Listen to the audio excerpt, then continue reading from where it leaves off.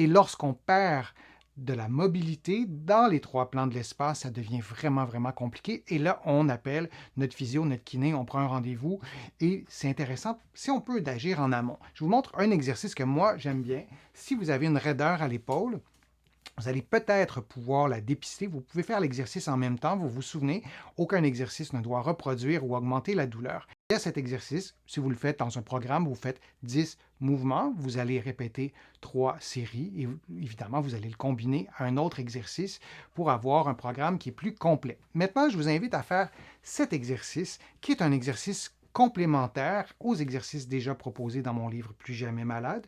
Moi, je vous encourage à le faire devant le miroir.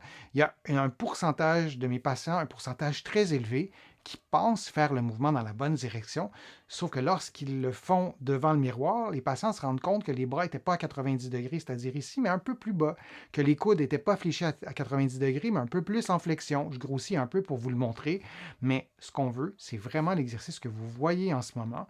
Vous faites une dizaine de mouvements de rotation interne-externe et vous revenez en position neutre. Il y a une longue liste d'exercices de rotation des épaules,